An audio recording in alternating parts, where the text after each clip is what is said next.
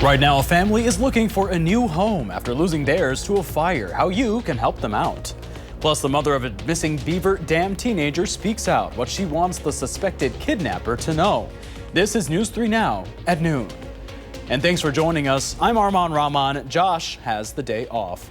Well, a fire during last week's snowstorm has left a family of 8 looking for a place to stay. The cause of the fire is still under investigation, but it started in the kitchen of their rental home. The Madison Fire Department estimates $30,000 worth of damages.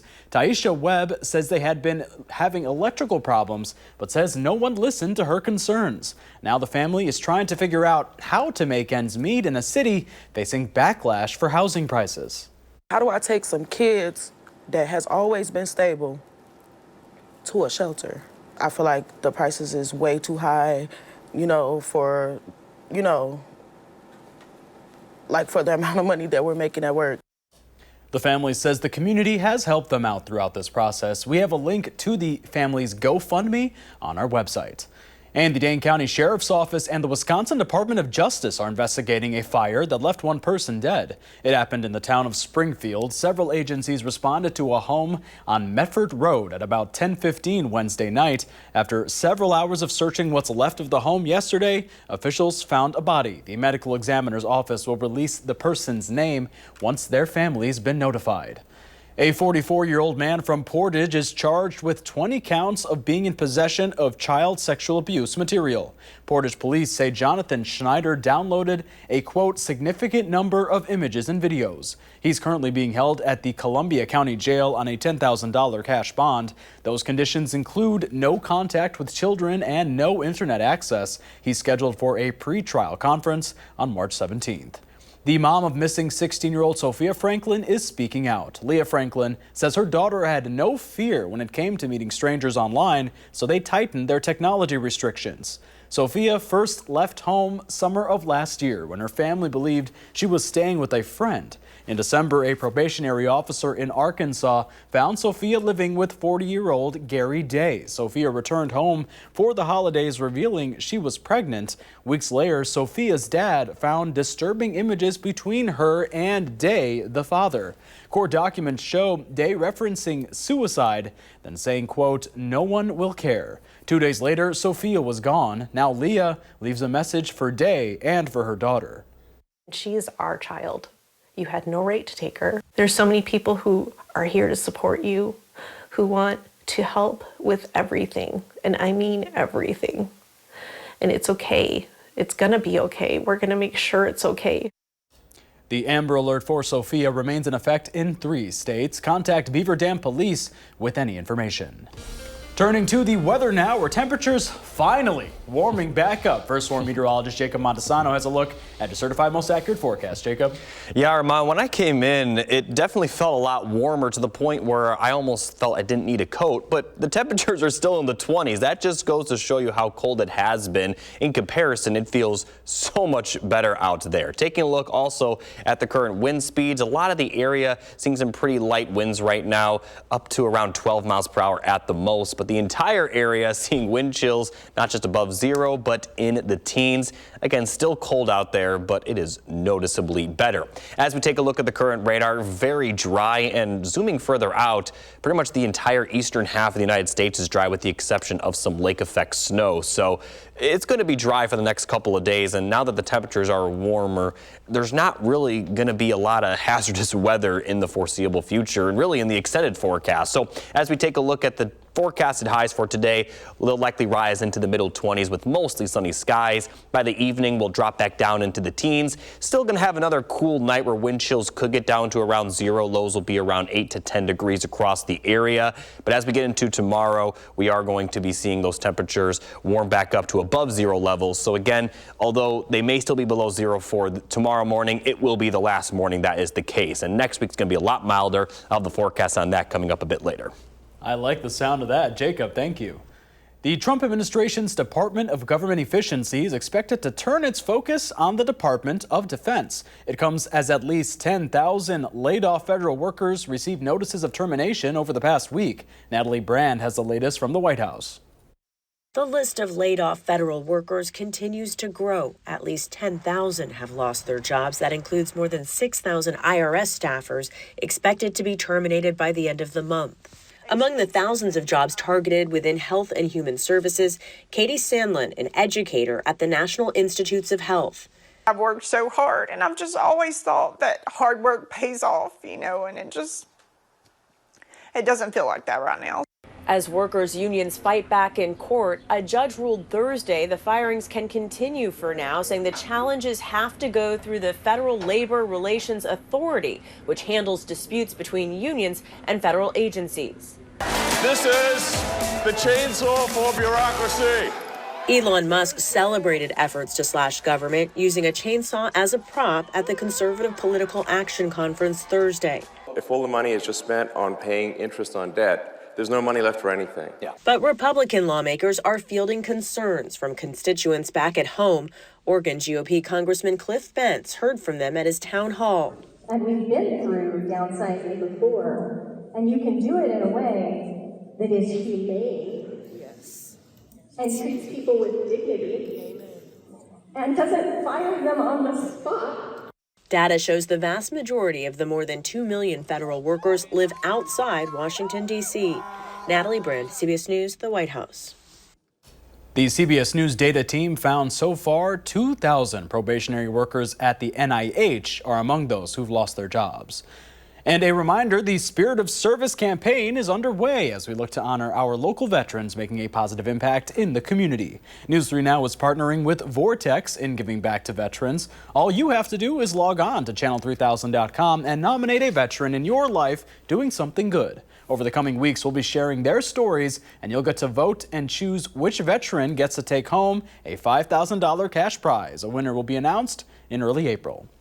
Well, coming up, a breakfast snack pack recall to be aware of. Plus, fast food chain Wendy's partners up with the Girl Scouts for a new Frosty.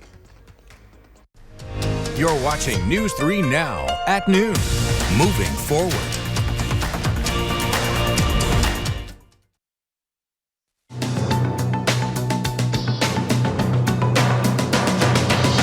Buddies, Berries and Pancakes breakfast snack packs are being recalled due to allergy concerns.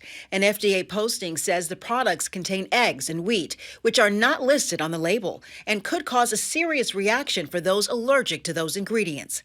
The packs were sold by Kroger and Meijer stores in 13 states. Anyone with the products is urged to throw them away or return them to the store for a full refund. And it's finally here. After weeks of rumors, Wendy's Thin Mints Frosty is now on the menu nationwide starting today. The dessert is based on the popular Girl Scout cookie, and it mixes Wendy's chocolate or vanilla Frosty flavors with a minty cookie crumble. The Thin Mints Frosty comes just in time for National Girl Scout Cookie Weekend.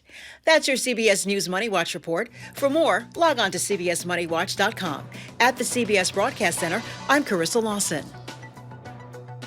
And here's a look at the stock numbers. The Dow Jones is down 570 points, the NASDAQ down 282, and the S&P 500 is down 55. Our call for action volunteers are in the building taking your consumer complaints and taking action on your behalf. You can call for action at 608-270-2833 or submit a claim anytime at channel3000.com/call for action. Well, up next, Pam has today's farm numbers, plus Jacob is back with the forecast. Then later on live at 4, Madison's first Black Poet Laureate shares her work with News 3 Now's Michelle Renee Quinn.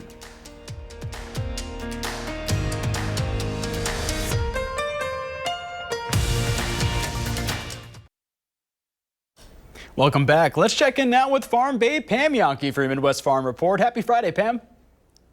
Boy, it is happy, Armand, when you can breathe outside. That sunshine feels fantastic. It's attitude adjustment all the way around, and that's good. We'll see if the markets are adjusting our attitudes on the positive side in just a minute. First, I want to bring you good news. All entries are in and currently sitting in a controlled climate warehouse in Little Chute, Wisconsin. I'm talking about the U.S. Championship Cheese event coming up March 4th through the 6th. That's going to be at the Resch Expo Center up in Green Bay. Kristen Strominger, who is kind of the coordinator for logistics on the event, says that we've got more than 2,414 cheese, butter, cultured products, and dry dairy ingredient products that have been entered. That's 117 full pallets of product that have to make their way from Little Chute up to the Rush Expo Center. Why did they pick the Rush Expo Center? She said one of the big reasons, the light. Judges need the light to be able to do an adequate job judging all those entries, so that's a big reason.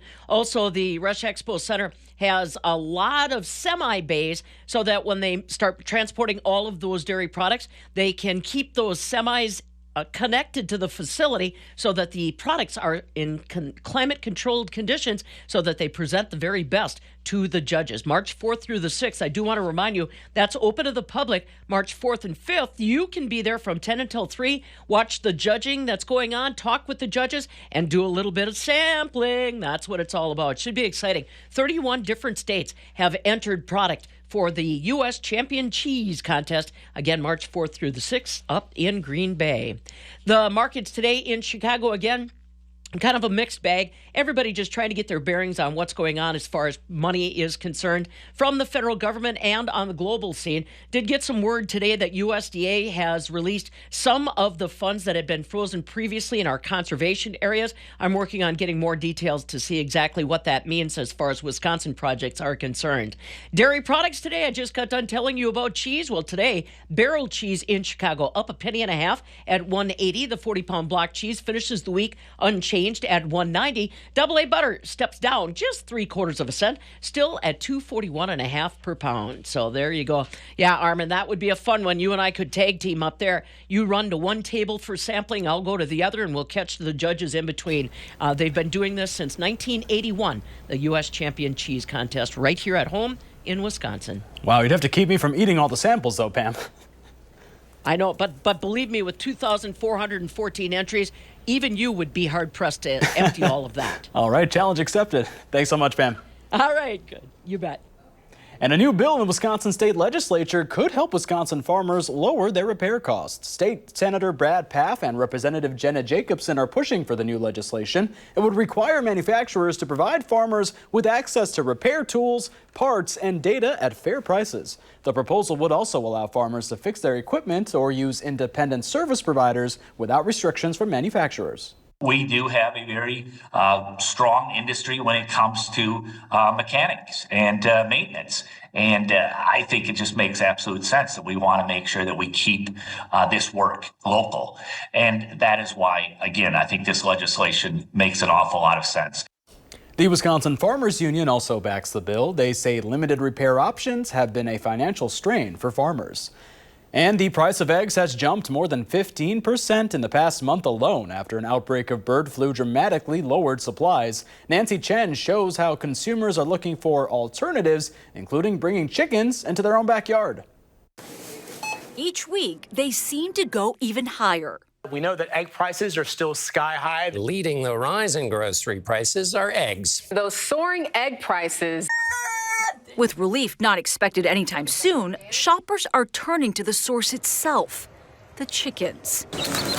Across the country, several hatcheries we spoke with told us they're seeing significantly more interest in buying chicks. Chicken sales have gone up dramatically for all the people I know that sell chickens. Ron Goldsmith says sales of feed for chickens at his New Jersey pet store have more than doubled since October. Every week we're selling probably 50% more than we did the prior week. Even renting hens has taken off, with one company lending out their chickens for 6 months at a time. Still, as charming as they are, keeping chickens isn't always all that it's cracked up to be. A backyard hen in her prime can lay up to 5 eggs a week. Between the initial cost of the coop, chicks, and feed, setting all this up could mean thousands of dollars. Compare that to buying a dozen eggs per week at the store for about $300 a year. If people are looking to get backyard chickens to help offset the price of eggs, is that a good idea? That's a very bad idea. Known as the Chicken Chick, author Kathy Shea Mormino has been raising chickens in her Connecticut backyard for 20 years. She shares her experiences on social media. So he feels safe and supported. What is your take when you hear that people are looking to get these backyard chickens? I think it's terrific to think about it and research it and look into it, but there are a lot of considerations that go into making the commitment to keep chickens. If you travel a lot or have a job that keeps you away from home most of the day, chickens are not a good pet for you. Hey, ladies! Mormino also points out how bird flu is a concern for flocks at home, too, and that not all towns even allow them. A good way to save is in the kitchen itself. The experts at Good Housekeeping suggest substituting a 4th cup of Greek yogurt in place of an egg while baking. Liquid left over from a can of chickpeas can also be added to recipes or whipped into an aioli-like spread in place of mayo. If you're looking to switch up your meals, firm tofu can stand in for a scramble, and you can season it with turmeric to mimic that yellow color. Some tips and tricks so that even with egg prices extra high, it doesn't leave you scrambled. Nancy Chen, CBS News, New York. According to Nielsen IQ, right now, on average, a pound of ground beef, pork chops, and chicken breast are each a better deal than a dozen eggs.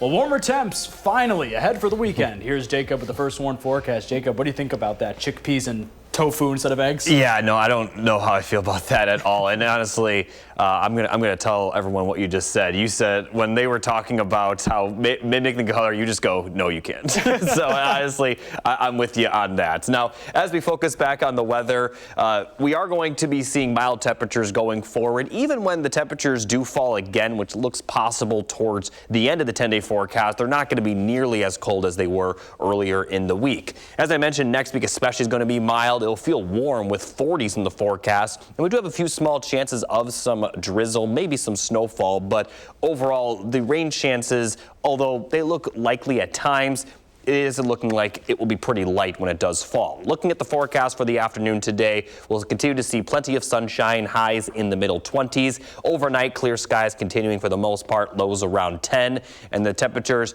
they're going to continue to warm up from there. So we'll be in the upper 20s for Saturday. Sunday will be in the upper 30s, although we will see a little bit more cloud cover Sunday.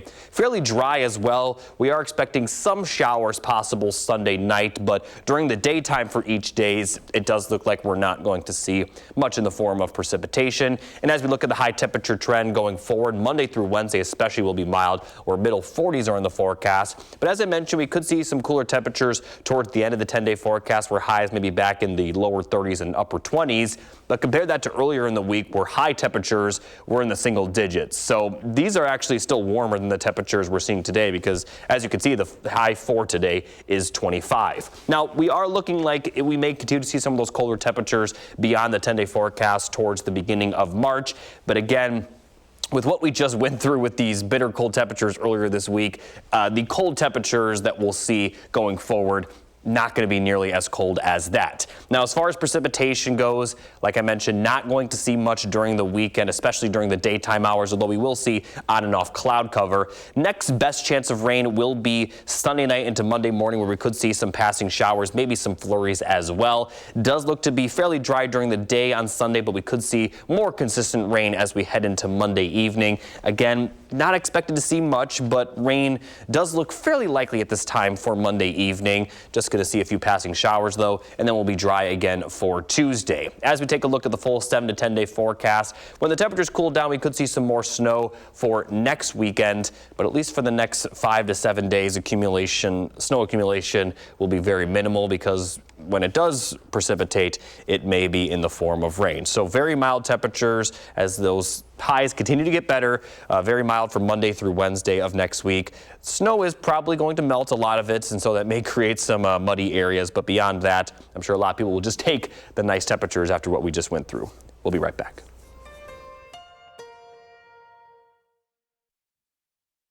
To me, nothing is more down-home comforting than a banana bread that's right out of the oven.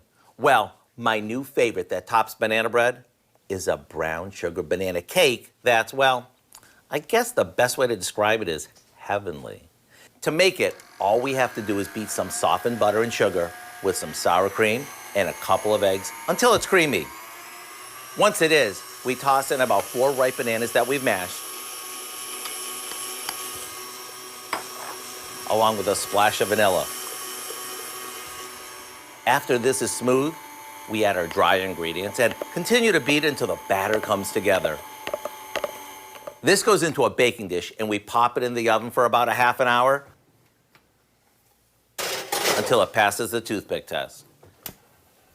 After it cools, we finish it with a brown sugar boiled milk frosting that's so good, you could eat it by the spoonful. I only wish you could smell how good our kitchen smells right now. On top of that, the cake is super moist, thanks to the ripe bananas and our sour cream. Plus, the frosting is to die for. To get the recipe for what we call brown sugar banana cake, simply visit our website. I'm Howard with Kelly in the Mr. Food Test Kitchen, where today we found the ultimate comforting way for you to say, ooh, it's so good. And here's Jacob with the final check of that forecast. Jacob. Thanks, Armand. Overall, we're going to be fairly quiet going forward now that the temperatures are closer to normal, and there's not really going to be a lot of precipitation going forward. Nothing is going to be too hazardous. So definitely enjoy these warmer temperatures because I am already, and it's only going to get warmer. We'll see you later on Live at 4.